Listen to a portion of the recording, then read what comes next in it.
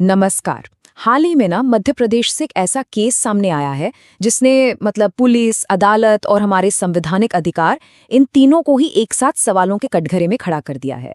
हम बात कर रहे हैं एडवोकेट अनिल कुमार मिश्रा केस की।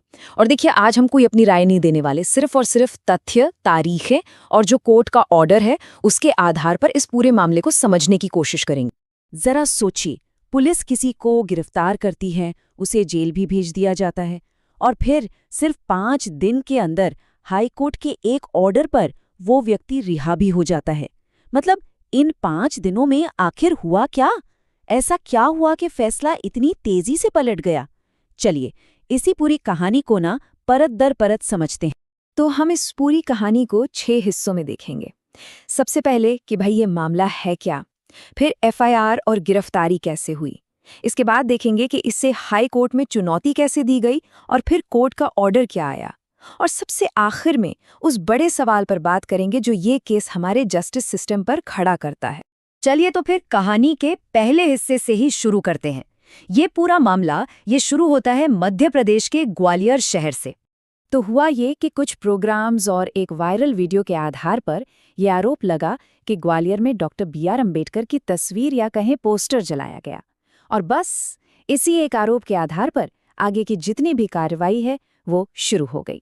अब आते हैं कहानी के दूसरे पड़ाव पर, एफआईआर और गिरफ्तारी।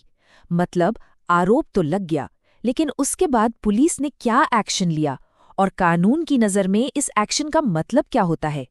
और यहाँ पर ना एक बात बिल्कुल साफ साफ समझ लेना बहुत ज़रूरी है। देखिए, एफआईआर दर्ज होने का मतलब ये बिल्कुल नहीं होता कि कोई दोषी साबित हो गया। नहीं, ये तो बस एक तरह की सूचना होती है जिसके आधार पर पुलिस अपनी इन्वेस्टिगेशन शुरू करती है। आप कह सकते हैं कि ये न्याय की प्रक्रिया का पहला स्टेप है, आखिरी फैसला नहीं। ये जो टाइमलाइन है ना, ये दिखाती है कि सब कुछ कितनी तेजी से हुआ। आरोप लगा, ग्वालियर पुलिस ने एफआईआर फाइल की और फिर इसी एफआईआर के आधार पर देखिए 2 जनवरी को एडवोकेट अनिल मिश्रा को अरेस्ट किया गया। और सिर्फ इतना ही नहीं, उसी दिन उन्हें जेएमएफसी यानी जुडिशियल मैजिस्ट्रेट फर्स्ट क्लास की कोर्ट में पेश किया गया और कोर्ट ने उन्हें जुडिशियल रिमांड मतलब कि जेल भेज दिया।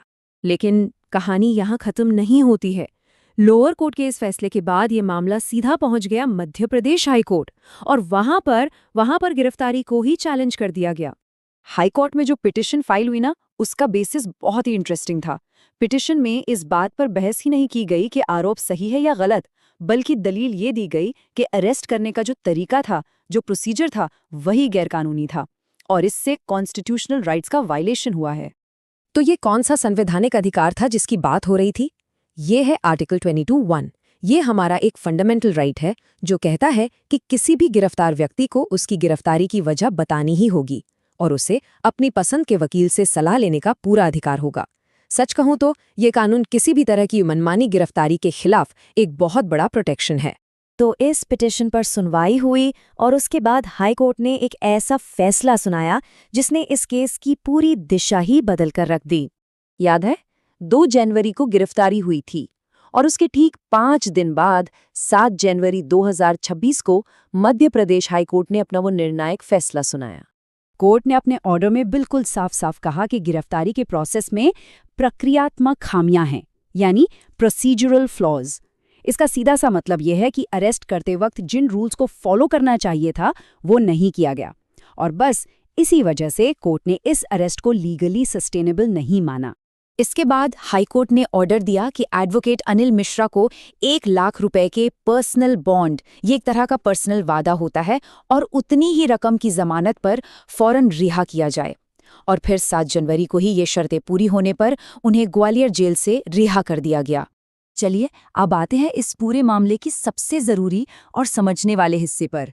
एक बड़ा सवाल ये है कि क्या इस रिहाई का मतलब ये है कि केस ही खत्म हो गया? तो इसका जवाब है बिल्कुल नहीं। देखिए, हाईकोर्ट के ऑर्डर का मतलब सिर्फ इतना है कि गिरफ्तारी का जो प्रोसेस था वो गलत था, इसलिए उन्हें रिहा किया जा रहा है। इसका मतलब ये कतई नहीं है कि एफआईआर कैंसिल हो गई है या फिर उन पर जो आरोप लगे थे वो सही या गलत साबित हो गए हैं। ऐसा कुछ भी नहीं है। तो ये बात गांठ बांध लीजिए कि अदालत का फैसला गिरफ्तारी की प्रक्रिया यानी प्रोसेस पर था, केस के मेरिट्स पर नहीं। मामले की इन्वेस्टिगेशन अभी भी चल रही है और आगे की जो भी कानूनी कार्रवाई होगी वो कोर्ट के हिसाब से ही चलेगी। तो फिर इस पूरे घटनाक्रम से हम क्या सीख सकते हैं? देखिए, ये मामला सिर्फ एक व्यक्ति का नहीं है, बल्कि ये हमारी पूरी न्याय व्यवस्था से जुड़ा एक बहुत बड़ा सवाल खड़ा करता है। एक बात हम फिर से साफ कर दें, हमने इस पूरे विश्लेषण में किसी पर कोई आरोप नहीं लगाया, ना ही कोई फैसला सुनाया है। हमारा मकसद सिर्फ वो जानकारी आपके सामने रखना था जो रिकॉर्ड पर है, जो तथ्यों पर आधारित है।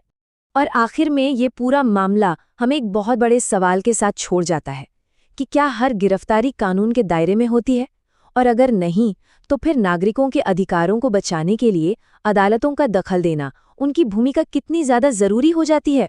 ये एक सोचने वाली बात है।